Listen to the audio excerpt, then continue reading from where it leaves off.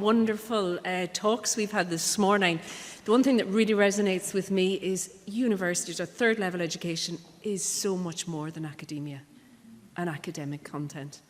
And maybe we need to put research impact on that and really document that, that by giving our future generations the time and protecting their spaces to allow them to really enrich in that. But anyway, that's not what I'm talking about. So I'm talking about the Limerick Framework for Action. And I was very honoured to be part of a wonderful team who put this together. So I'm speaking on behalf of a very broad team, and I'll introduce some of those to you as we go along.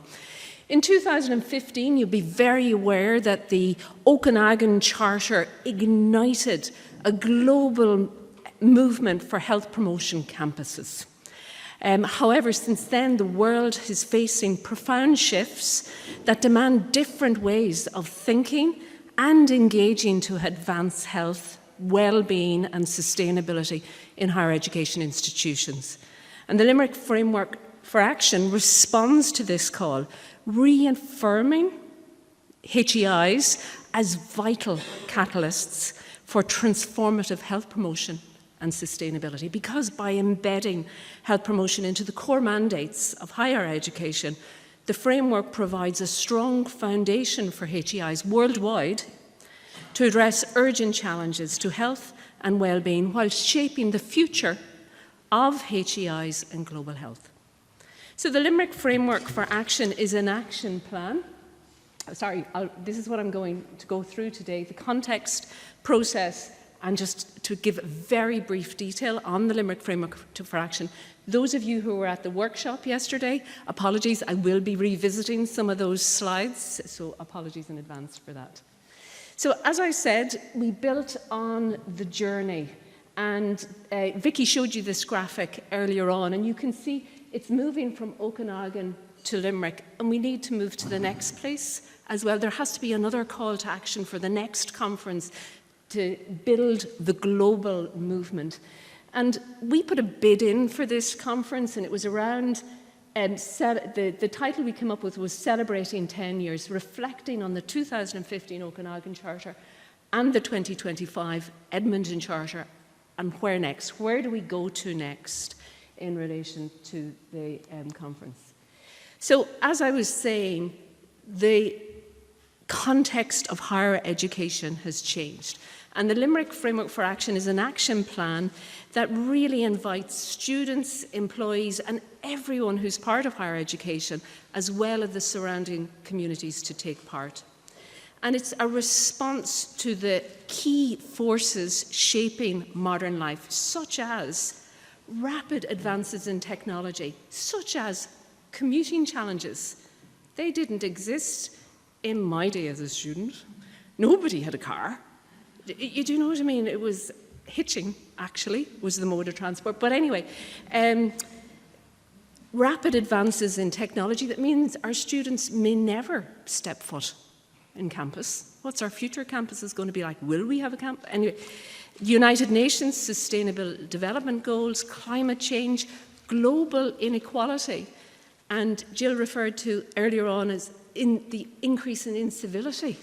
Another thing that resonates, social movements, the growing influence of the private industry, the public's reduced trust in science, and in general, how people and populations are changing. So we have a backdrop for change. Our education landscape is continually evolving. We have new challenges and emerging threats. So how did we get to the Limerick Framework for Action? And I'd love to say it was a straight line, but it was anything but. There's never, it's never as straightforward as you hope, but it was a journey. And we were very purposeful in our co-design, one that would reflect Indigenous knowledge and places. And this is an example of a co-design process that involves 4 key stages: frame and engage, explore and connect, imagine and create, and then test and reevaluate. And this was the framework that really guided the process of looking at the Okanagan Charter with the questions, where to, what next? So over 2 years, we began this process in June 2023 with an expression of interest to host the International Health Promoting Campuses conference. And within that expression of interest was to revisit the Okanagan Charter. We then scoped and did a scoping exercise really to design the research process. How were we going to maximize the likelihood of stakeholder engagement? So then we designed a survey, and between January and June 2024, we had an international survey in 2 languages that went out worldwide. We had over 488 people from, with 2,000 comments across up to 40 countries, I can't remember the exact number, take part in this survey. And that was through the International Health Promoting Campuses network, really engaging the network and asking the network to engage their members across the globe. And from that, that was really looking at the question of the Okanagan Charter and where to next. Would we just use it, or does it need to be adapted? So from that, we explored a little bit further with 38 expert interviews and focus groups on individuals who are either in leadership positions within HEIs, leadership positions within health promotion in general, students, student bodies. And from that led to the draft of the initial Okanagan framework, or the initial Limerick framework for action in January to March. And then we had the wonderful conference where we were able to bring that to the delegates in the conference, and we had sounding boards that people could comment on it, give us feedback on, and really provide critical feedback on the usefulness of the framework. And then it went through a drafting process to finish up. So you can see it's a whole mishmash of all of the colours at the end there. So just to say a very big thank you to the framework development team. This is the team that was behind the writing of the framework, but the actual wording and contribution was much, much broader than this. And we had representatives from all over the globe, including supranational organisations like the WHO, UNESCO, try and inform us on this process. So what exactly is the Limerick Framework for Action? It's really important, I think, to say here that it's not another policy.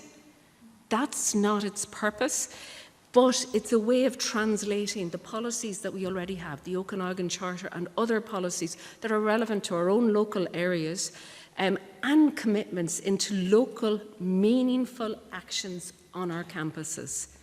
What the framework offers is not...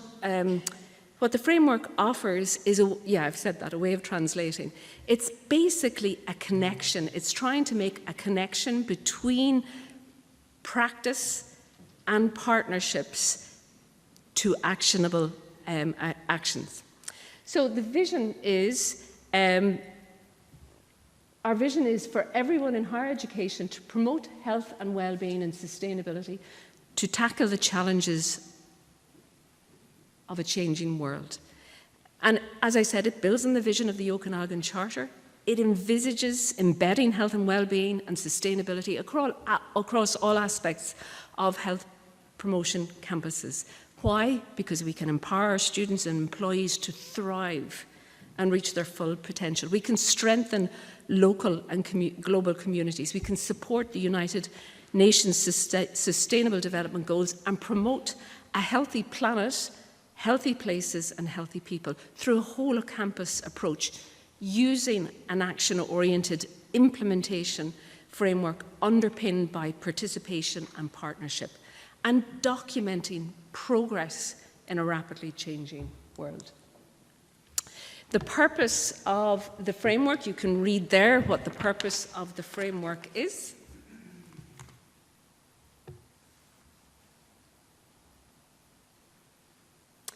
But essentially, it's an action plan, one where we encourage, it's like a roadmap for the collective implementation of health promotion efforts across the whole education system. It is rooted in a settings-based approach to health promotion. It is designed to support health promoting campuses and their communities to translate strategies into actions for creating healthier environments for the planet, places and people. A whole systems approach is really like taking a combination of upstream policy actions at improving social, cultural, economic and environmental factors that support health and well-being, combined with downstream individually focused, for example, education or informational approaches, but really trying to put a systems lens or a systems approach to the whole promotion of health and well-being in our campuses. It's underpinned by 3 pillars: healthy planet, healthy places and healthy people, ordered in this way, very with a lot of thinking behind it, but taking practical actions to protect the environment that we have in our campuses, creating safe and inclusive places on our campus for everyone, both physical places and digital spaces that are healthy, and healthy people, ensuring everyone can learn, work, thrive within systems that promote health and well-being. For healthy people, we need a healthy planet and well cared for places. It is 3 principles, and you can see the principles here on the screen. These are partnership, working together on local, national, regional, national, and global levels. Here we have a national level, but we need to also think internationally and globally. Participation involving everyone, especially in decisions that affect them, and progress, taking actions that can be measured and celebrated to document our impact. These achieve meaningful progress. To achieve meaningful progress, we must collaborate and include everyone. The framework aims to put Indigenous knowledge and experience at the centre. And you can use these pillars and principles to assess how ready your institution is to advance the goals of it being a health promoting campus, build partnerships across departments surrounding communities and public and private sectors, enable health promoting environments and track progress to celebrate achievements. So there are 10 actions within the Limerick Framework for Action, and each action offers practical guidance on how to embed health into all aspects of campus life and lead health promotion action globally and locally. Importantly, the actions are not prescriptive, but serve to empower and are flexible. The Limerick Framework for Action encourages you to decide on the most effective ways to put the actions in place for your own context. So here on screen you have 3: ethos, action, localize. And what do we mean by them? Ethos, and they're not rank ordered, but ethos is listed as number 1. Advance a shared ethos of stewardship or caring for planet, places and people. And the practical example we give here is to assess your institutional readiness and level of commitment to advance this shared ethos. It's a really important part. Make the framework's 3 pillars a core part of learning curricula within your institution. The second one, action. Adopt an action-oriented approach to health and well-being.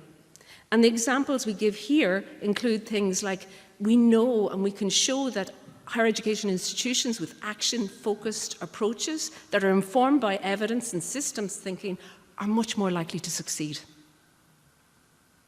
So, are much more likely to succeed in embedding health and well-being into all aspects of campus life. So, a proactive approach to do this. And localize the framework with agility. The framework is a global framework. We advocate that you take it and tailor it to your own and make it locally owned and your own locally owned action plan. The next 3 speak to leadership, policies and culture. The first one is to strive, the action is to strive for collaborative leadership and shared responsibility. And the example here, would be to secure high-level executive leadership. It's been mentioned a few times already in the talks that have gone before. But leadership that is values-driven, leadership that is collaborative, and this can accelerate cultural change. Find and cherish and develop champions and allies, already mentioned, at all levels of areas, from the student body right up to senior management. Policies integrate health and well-being and sustainability considerations into all policies. If you are taking a whole campus approach, that means integrating health, well-being and sustainability into core functions, beliefs, goals, structures and events, a health in all policies approach. And culture. Engage and collaborate with campus communities to foster a culture of health, well-being, both physically and virtually. Our digital campuses, whether we like it or not, are part of who we are now. And what we're talking about here is relationship-rich culture amongst students, employees and communities, developing your networks, developing your communities, your belongingness, really, really important, but all around advocating for health and well-being. The next three are partnership, students and research, and the partnership one here is to harness the HEI's experience, but really work with partners beyond the community campus. The others all speak to with it, beyond, really look at, like we are training the future leaders of the country. So really look at how we can work beyond the university campus. The students. This was really reflected on and thought about, and we put it in as a specific action, and the action is around mobilizing and empowering your students to be active, local and global citizens, future decision makers and change agents. So your actions in your plan, think about that. And research. We need to strengthen and embed research, evidence and innovation for health promotion. We need to be able to demonstrate impact, but it's even more than that. It's calling for funding to actually fund research in this space. We've had wonderful ideas on research questions already this morning. Get those funded, get them out there, get them sustained and build our evidence base. And our final one, and one that sometimes we forget, is celebrate. To celebrate, to really celebrate our progress and recognise our contribution. Share our stories, and I'll ask you all to read the wonderful case studies that are out there in the foyer. There's really wonderful national examples of how well we're all doing in this really, really important space. So share your impact stories, share real achievement, and recognise and nurture ongoing commitments that we have. So, what do we have now? We have the conference legacy site. So all of the keynote, if you couldn't make the conference, all the keynote presentations are there. They're all available to you. See, there's loads of resources from that. We have the Limerick Framework for Action, the technical document. It's quite deep, and there's a lot of scientific references that underpin everything that goes into it. But we also have a plain language statement, and I would suggest this is the one that you use for dissemination with your policymakers, your senior decision makers. And it's, you know, it's the translation into a plain language document. So, my parting message, we need to think locally, globally, and act locally. Ireland's Higher Education Authority has done some wonderful work in getting this community of practice together to really advance the health promoting campuses agenda. But we also need to tap into our colleagues in Canada, America, Australia, and so on, because it is a global effort to really support each other. Big thank you to the team at Health UL, and that's it. Thank you very much.